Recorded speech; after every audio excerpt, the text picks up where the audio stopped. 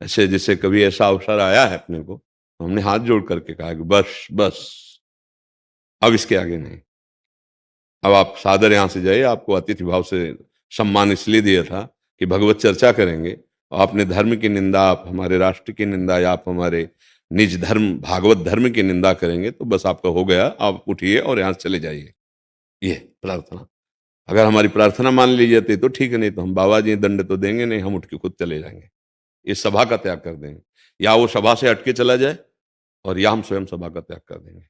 ऐसी सभा में ना हम उसे बैठने देंगे, अगर नहीं ऐसा तो हम नहीं बैठेंगे।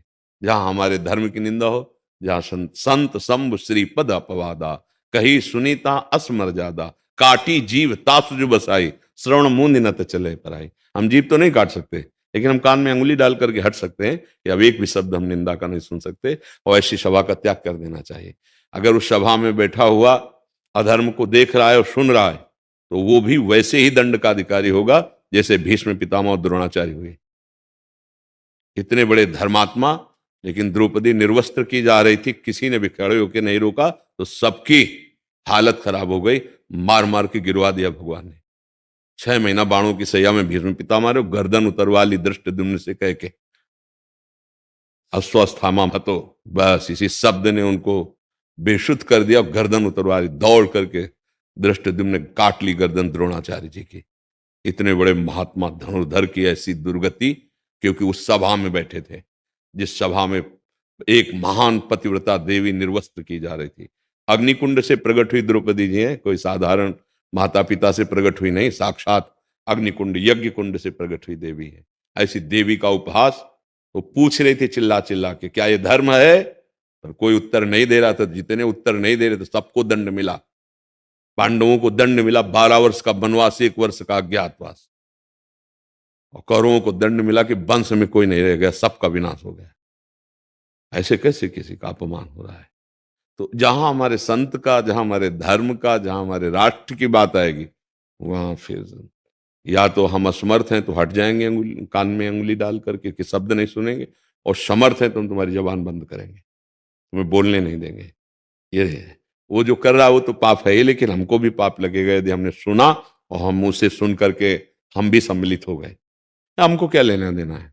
नहीं, क्यों नहीं लेना देना? हमारे राष्ट्र की बात हो रही, हमारे धर्म की बात हो रही, हमारे प्रभु की बात हो रही, हमारे भगवत प्रेमी महात्माओं की बात हो रही, हम कैसे सह सकते हैं? फिर ये बात ऐसे आ जाए।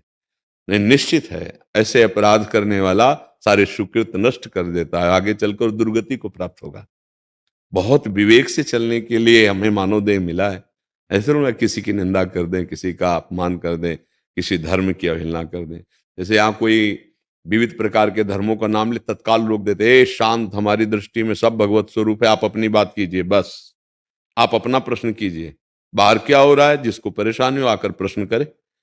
हम ये नहीं कह सकते किसी धर्म के लिए। सब अपनी अपनी जगह चले, सब अपनी अपनी जगह कर्तव्य का पालन करें। सब धर्म हमारे भगवान के ही हैं, पर समझे, उस बात को समझे। कोई धर्म झगड़ा नहीं सिखाता, कोई धर्म किसी की अवहेलना नहीं सिखाता, कोई धर्म किसी को हिंसा करना नहीं सिखाता। ये अधर्मीय किसी धर्मावलंबी का आश्रय नहीं ली, कोई भी धर्मावलंबी नहीं जो हिंसा करते हैं, जो लड़ाई झगड़ा करते हैं, जो बिना किसी अपराध के दंड देते हैं दूसरों को। तो अपना जितना अधिकार हो उसके अनुसार दंड दे, नहीं तो हमारे लिए दंड विधान कानून है। हम तत्काल कानून को सूचना दें और उनके अनुसार फिर हम चलें। अगर हमको अधिकार सरकार ने दिया है, कानून ने दिया है, तो हम तत्काल उसको रोकते हैं। नहीं दिया है तो कान में उंगली डालते हैं, चुपचाप निकल जाते हैं, उस सभा में नहीं बैठते, ना हम दोबारा सुनेंगे, न उस व्यक्ति से कभी संभाषण करेंगे, मौन का आश्रय ले लेंगे। आप समझ पा रहे? गुरुदेव, कभी कभार हमारे घर के बड़े जनी जिनको हम जानते हैं, जो हमारे परिवार वाले हैं, वही ऐसा काम करते हैं, वही ऐसा कार्य करते हैं। हाँ, तो उनका अपमान न करे, उनसे दूरी बना ले, उस समय उनकी बात न सुने। हो तो क्या, तुम्हें अतिथि हो, आप हमारी पर्सनल बात कीजिए, आप हमारे व्यवहार की बात कीजिए। यदि आप उल्टा सीधा बोलते हैं तो आप अतिथि का धर्म को आप छोड़ रहे हैं, तो फिर हम अपने धर्म को छोड़ देंगे। कैकेयी जैसी पवित्र मां, जब सुना भरत जी ने कि मेरे लिए राज्य और मेरे बड़े भ्राता प्राणप्रिय राम के लिए 14 वर्ष का वनवास, शब्द बदल गए थे भरत जी के। कहा, पापिनी, आज के बाद कभी मां नहीं कहूंगा तुझे। कभी जीवन में तेरा मुख नहीं देखूंगा, और नहीं देखा, ना कभी मां कहा।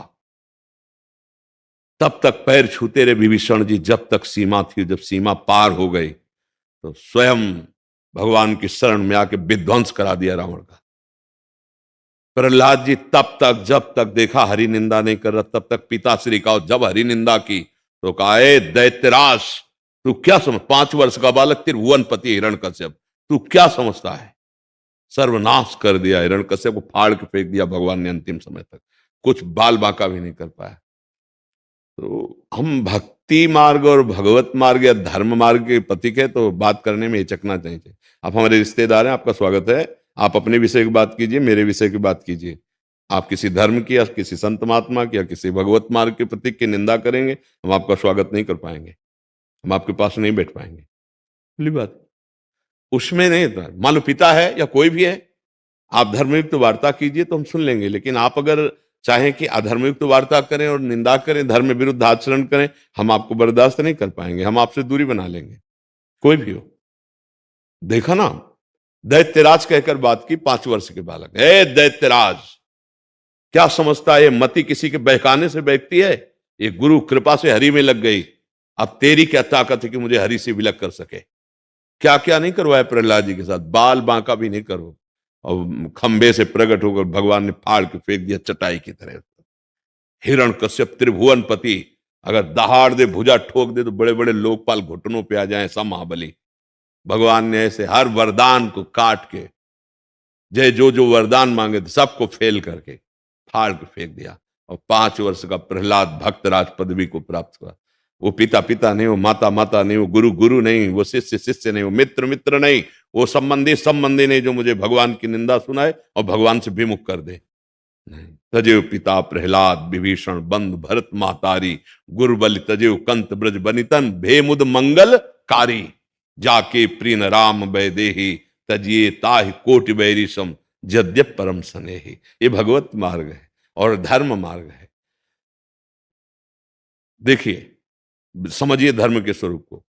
अंबा ने जब देखा कि भीष्म जी अपहरण करके लाए, अपने साथ ब्याह नहीं करेंगे, वो विचित्र वीर के साथ ब्याह करेंगे, तो उसने कहा, नहीं नहीं, मैं ऐसे पौरुष उन राजकुमार के साथ कभी ब्याह नहीं कर सकती, जिसकी ताकत नहीं थी कि काशी में आकर के और मुझे अपहरण करे। उसको मैं नहीं जाऊंगा। तुमने अपहरण किया या तो तुम स्वीकार करो, नहीं तो मैं साल्व को पहले से चाहती थी। साल्व के पास भेज दिया भीष्म जी ने, उसने वापस कर दिया। तुम्हें जिस समय वीर ने जीता और उस समय मैं हार गया उससे, अब मैं तुम्हें स्वीकार नहीं कर, तुम जीती हुई भीष्म की हो, अब मैं तुझे स्वीकार नहीं कर सकता। फिर भीष्म के पास है, भीष्म ने कहा, कदापि स्वीकार नहीं कर सकता, मेरा दृढ़ व्रत है, मैं अखंड ब्रह्मचारी का नियम लिए हुए हूं। अब वो इसी खोज में कि कौन मेरी बात को मनवावे भीष्म जी से, तो गुरु के पास भगवान परशुराम गुरु है, युद्ध विद्या के विशारद भगवान परशुराम जी गुरु हैं भीष्म जी के। तो जब प्रार्थना करी कि भगवान इसमें मेरा क्या दोष है, मैं तो साल्व का ही वर्ण करती, जबरदस्ती उठा लाए भीष्म, और जबरदस्ती लाए बल से। काशी में चैलेंज करके लाए थे कि मैं हस्तिनापुर महाराज ने इस विचित्र वीर के लिए तुम तीनों का अपहरण करता हूं, किसी की ताकत हो तो। बहुत युद्ध हुआ, सबको परास्त करके अपहरण करके लाए थे। कहा था मैं विचित्र वीर के लिए ले जा रहा हूं। अंबा ने कहा कि उन्होंने अपहरण किया, वो करते, उन्होंने तो किया नहीं, और साल्व ने स्वीकार नहीं किया। भगवान, मैं एक बार उसको परास्त होना देखना चाहती हूँ, वो आपका शिष्य है, याद आप आज्ञा से दीजिए उनको या युद्ध कीजिए, मैं आपकी शरण में हूं। भगवान परशुराम ने कहा, आज तक जो शरण में आया मैं उसका त्याग नहीं किया, ये शरणागति का लक्षण। अब मैं प्रयास करता हूं तुम्हारी मन की वृत्ति के अनुसार मैं तुम्हें संतुष्ट कर पाऊं। चलो, साथ गए, भीष्म जी से कहा, ये धर्म का विषय, तुम हमारे शिष्य हो, हमारी आज्ञा अंबा को स्वीकार करो। उनका भगवान, ये नियम हम आजीवन के लिए ले चुके हैं, पूरा विश्व जानता है कि भीष्म अपनी प्रतिज्ञा से कभी टलते नहीं। मैं अखंड बाल ब्रह्मचारी, आजीवन ब्रह्मचर्य का नियम ले चुका हूं, मैं कैसे स्वीकार कर सकता हूं इस स्त्री को? तो उनका कि या तो अंबा को स्वीकार करो या मेरे से युद्ध करो। तो उनका स्वीकार है युद्ध आपसे, अंबा को स्वीकार नहीं कर सकता। गुरु हैं, प्रत्यंचा चढ़ाना सिखाया है परशुराम जी ने भीष्म जी को, और ऐसा भयानक युद्ध हुआ, पृथ्वी कांप गई, क्योंकि दोनों महान धनुर्धर, गंगा पुत्र भीष्म और भगवान परशुराम जी, आखिरकार एक बाण जिसका परशुराम जी को भी ज्ञान नहीं था, क्योंकि गंगा जी ने बहुत जगह शिक्षा दिलवाई थी। अद्वितीय वीर भीष्म जी, जे भी उन्होंने उस बाण को संधान किया, आठों वसु प्रकट हुए, उनका नए नए नए गुरु का ऐसा अपमान नहीं। ये बाण मार दिया तो परशुराम जी ने, और परशुराम जी भगवान के अवतार है, वह अब भी विराजमान है। भी बाण नीचे उतारो तो उनका नहीं, छात्र धर्म के अनुसार मैं अपने ये गुरु से युद्ध कर रहा हूं। जब युद्ध करने जाते थे, कई दिन हुआ, 20वें दिन युद्ध हुआ, तो पहले 7 परिक्रमा करते थे गुरु के रथ के, साष्टांग दंडवत होते थे और कहते थे विजय श्री का आशीर्वाद दीजिए। तो कहते थे मेरे से तो युद्ध करना, विजय श्री का आशीर्वाद कैसे दे सकता हूं तेरे को?